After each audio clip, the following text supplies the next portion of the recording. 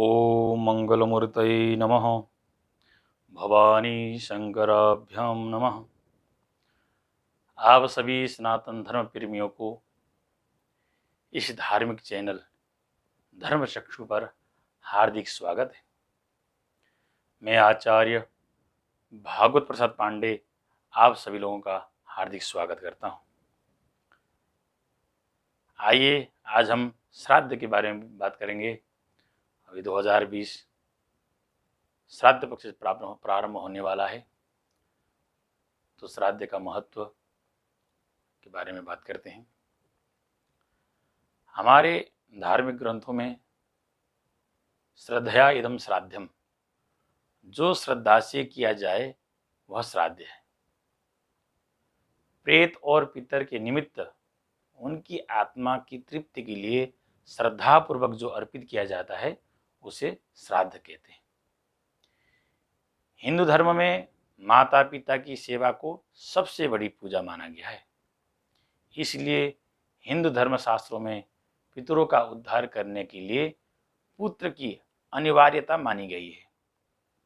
जन्मदाता माता पिता को मृत्यु उपरांत लोग विस्मृत न कर दें, इसलिए उनका श्राद्ध करने का विशेष विधान है। भाद्रपद पूर्णिमा से आश्विन कृष्ण अमावस्या तक 16 दिनों को पितृपक्ष कहते हैं, जिसमें हम अपने पूर्वजों की सेवा करते हैं। आश्विन कृष्ण प्रतिपदा से लेकर अमावस्या तक ब्रह्मांड की ऊर्जा तथा उस ऊर्जा के साथ पितृप्राण पृथ्वी पर व्याप्त रहता है। धार्मिक ग्रंथों के अनुसार मृत्यु के बाद आत्मा की स्थिति का बड़ा सुंदर और वैज्ञानिक विवेचन भी मिलता है। मृत्यु के बाद दशगात्र और षोडशी शपिंडन तक मृत व्यक्ति की प्रेत संज्ञा रहती है। पुराणों के अनुसार वह सूक्ष्म शरीर जो आत्मा भौतिक शरीर छोड़ने पर धारण करती है वह प्रेत है। प्रिय के अतिरेक की अवस्था प्रेत है, क्योंकि आत्मा जो सूक्ष्म शरीर धारण करती है तब भी उसके अंदर मोह माया भूख और प्यास का अतिरेक होता है। शपिंडन के बाद वह प्रेत पितरों में सम्मिलित हो जाता है। पितृपक्ष भर में जो तर्पण किया जाता है उससे वह पितृप्राण स्वयं आप्यायित होता है। पुत्र या उसके नाम से उसका परिवार जो यव जौ तथा चावल का पिंड देता है उसमें से अंश से लेकर वह अंभ प्राण का ऋण चुका देता है। ठीक आश्विन कृष्ण प्रतिपदा से वह चक्र ऊर्ध्वमुख होने लगता है।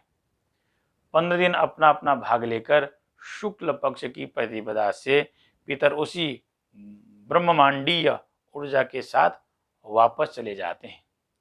इसलिए इसको पितृपक्ष कहते हैं और इसी पक्ष में श्राद्ध करने से पितरों को प्राप्त होता है। पुराणों में कई कथाएं हैं इस उपलक्ष्य के को लेकर है, जिसमें कर्ण के पुनर्जन्म की कथा काफी प्रचलित है। एवं हिंदू धर्म में सर्वमान्य श्री रामचरितमानस में भी श्री राम के द्वारा श्री दशरथ और जटायु को गोदावरी नदी पर जलांजलि देने का उल्लेख मिलता है। एवं भरत जी के द्वारा दशरथ हेतु दशगात्र विधान का उल्लेख भरत किन्हीं दशगात्र विधाना तुलसी रामायण में मिलता है। भारतीय धर्म ग्रंथों के अनुसार मनुष्य पर 3 प्रकार के ऋण प्रमुख माने गए हैं। एक पितृऋण, दूसरा देव ऋण और तीसरा ऋषि ऋण। इनमें पितृऋण सर्वोपरि है। पितृऋण में पिता के अतिरिक्त माता तथा वे सब बुजुर्ग भी सम्मिलित हैं जिन्होंने हमें अपना जीवन धारण करने तथा उसका विकास करने में हमें सहयोग किया। पितृपक्ष में हिंदू लोग मन कर्म एवं वाणी से संयम का जीवन जीते हैं। पितरों को स्मरण करके जल चढ़ाते हैं, निर्धनों एवं ब्राह्मणों को दान देते हैं। पितृपक्ष में प्रत्येक परिवार में मृत माता पिता का श्राद्ध किया जाता है, परंतु गया श्राद्ध का विशेष महत्व है। वैसे तो इसका भी शास्त्रीय समय निश्चित है, परंतु गया सर्वकार्येषु पिंडम दधात विपक्षणम कहकर सदैव पिंडदान करने की अनुमति दे दी गई है। जो अपने पितरों को तिल मिश्रित जल की 3-3 अंजलियां प्रदान करते हैं, उनके जन्म से लेकर तर्पण के दिन तक का सभी पापों का नाश हो जाता है। हमारे हिंदू धर्म दर्शन के अनुसार जिस प्रकार जिसका जन्म हुआ है, उसकी मृत्यु भी निश्चित है। उसी प्रकार जिसकी मृत्यु हुई है, उसका जन्म भी निश्चित ही है। ऐसे कुछ ही बिरले ही लोग होते हैं जिन्हें मोक्ष की प्राप्ति हो जाती है। पितृपक्ष में 3 पीढ़ियों तक के पिता पक्ष के तथा 3 पीढ़ियों तक के माता पक्ष के पूर्वजों के लिए तर्पण किया जाता है। इन्हीं को पितर कहते हैं। दिव्य पितृतर्पण, देव तर्पण, ऋषि तर्पण और दिव्य मनुष्य तर्पण के पश्चात ही स्वपितृ तर्पण किया जाता है। भाद्रपद पूर्णिमा से आश्विन कृष्ण पक्ष अमावस्या तक के 16 दिनों को पितृपक्ष कहते हैं। जिस तिथि को माता पिता का देहांत होता है, उसी तिथि को पितृपक्ष में उनका श्राद्ध किया जाता है। शास्त्र के अनुसार पितृपक्ष में अपने पितरों के निमित्त जो अपनी शक्ति सामर्थ्य के अनुसार शास्त्र विधि से श्रद्धा पूर्वक श्राद्ध करता है, उसके सकल मनोरथ सिद्ध होते हैं और घर परिवार, व्यवसाय तथा आजीविका में हमेशा उन्नति होती है।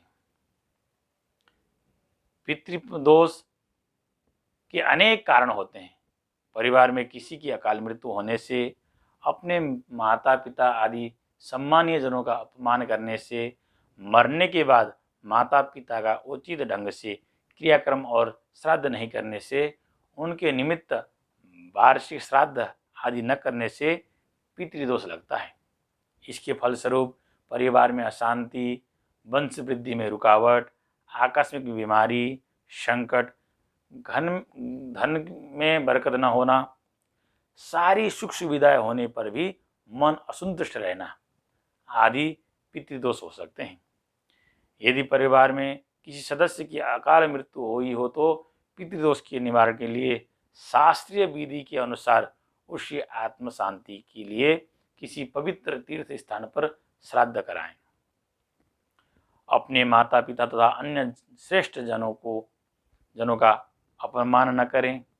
प्रतिवर्ष पितृपक्ष में अपने पूर्वजों का श्राद्ध तर्पण अवश्य करें। यदि इन सभी क्रियाओं को करने के पश्चात पितृदोष से मुक्ति न होती हो तो ऐसी स्थिति में किसी सुयोग्य कर्मनिष्ठ ब्राह्मण से श्रीमद् भागवत पुराण की कथा करवानी चाहिए। वैसे श्रीमद् भागवत पुराण की कथा कोई भी श्रद्धालु पुरुष अपने पितरों की आत्म शांति के लिए करवा सकता है। इससे विशेष पुण्य की फल की प्राप्ति होती है। मत्स्य पुराण के अनुसार 3 प्रकार के श्राद्ध प्रमुख बताए गए हैं। त्रिविधम श्राद्ध मुच्यते। मत्स्य पुराण के अनुसार श्राद्ध बताए गए हैं, एक नित्य, दूसरा नैमित्तिक और तीसरा काम्य। उसी प्रकार यम स्मृति में 5 प्रकार के श्राद्धों का वर्णन मिलता है, जिन्हें नित्य, नैमित्तिक, काम्य, वृद्धि और पार्वण के नाम से श्राद्ध कहते हैं। आइए उसका अलग अलग व्याख्या करते हैं। नित्य श्राद्ध, प्रतिदिन किए जाने वाले श्राद्ध को नित्य श्राद्ध कहते हैं। इस श्राद्ध में विश्वदेव की स्थापित नहीं किया जाता। यह श्राद्ध केवल जल से भी इस श्राद्ध को संपन्न किया जा सकता है। नैमित्तिक श्राद्ध, किसी के निमित्त बनाकर जो श्राद्ध किया जाता है उसे नैमित्तिक श्राद्ध कहते हैं। इसे एकोदिष्ट के नाम से भी जाना जाता है। एकोदिष्ट का मतलब किसी एक को निमित्त मानकर किए जाने वाला श्राद्ध। जैसे किसी की मृत्यु हो जाने पर दशः, एकादशः आदि एकोदिष्ट श्राद्ध के अंतर्गत आता है। इसमें भी विश्व देवों की स्थापित नहीं किया जाता।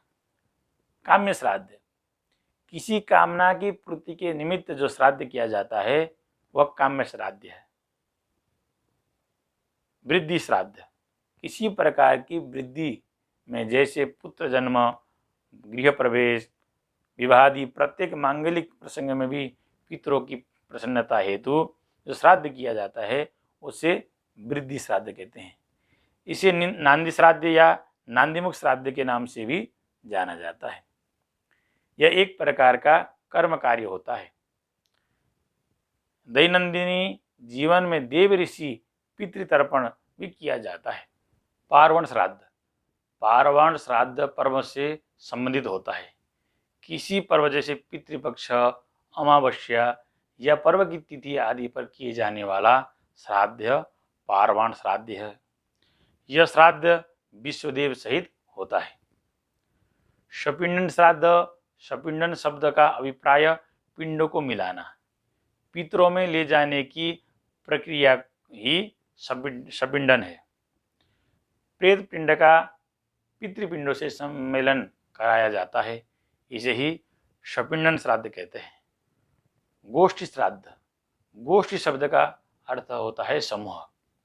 जो श्राद्ध सामूहिक रूप से किया जाए, समूह में संपन्न किया जाए, उसे गोष्ठी श्राद्ध कहते हैं। शुद्ध्यर्थ श्राद्ध, शुद्धि के निमित्त जो श्राद्ध किए जाते हैं उसे शुद्ध्यर्थ श्राद्ध कहते हैं। जैसे शुद्धि हेतु ब्राह्मण भोजन कराना चाहिए। कर्मांग श्राद्ध, कर्मांग का सीधा साधा अर्थ है कर्म का अंग, अर्थात किसी प्रकार कर्म में के अंग के रूप में जो श्राद्ध संपन्न किया जाता है उसे कर्मांग श्राद्ध कहते हैं। यात्रार्थ श्राद्ध, यात्रा के उद्देश्य से किया जाने वाला श्राद्ध यात्रार्थ श्राद्ध कहलाता है।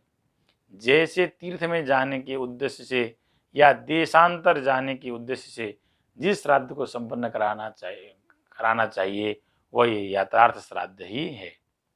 इसे घृत श्राद्ध भी कहा जाता है। पुष्ट्यर्थ श्राद्ध, पुष्टि के निमित्त जो श्राद्ध किए संपन्न हो, जैसे शारीरिक एवं आर्थिक उन्नति के लिए किया जाने वाला श्राद्ध पुष्ट्यर्थ श्राद्ध कहलाता है। धर्म सिंधु के अनुसार श्राद्ध के 96 अवसर बतलाए गए हैं।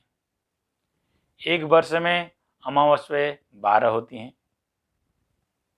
पुण्यातिथियां 4, मनवादि तिथियां 14, संक्रांतियां 12, वेधित्री योग 12, व्यतिपात योग 12, पितृपक्ष 15, अष्टका श्राद्ध 5, अन्वष्टका 5 तथा पूर्वेद्यु 5। कुल मिलाकर श्राद्ध के यह 96 अवसर प्राप्त होते हैं। पितरों के संतुष्टि हेतु विभिन्न पितृकर्म का विधान है। पुराणोक्त पद्धति के से निम्नान्वित कर्म किए जाते हैं।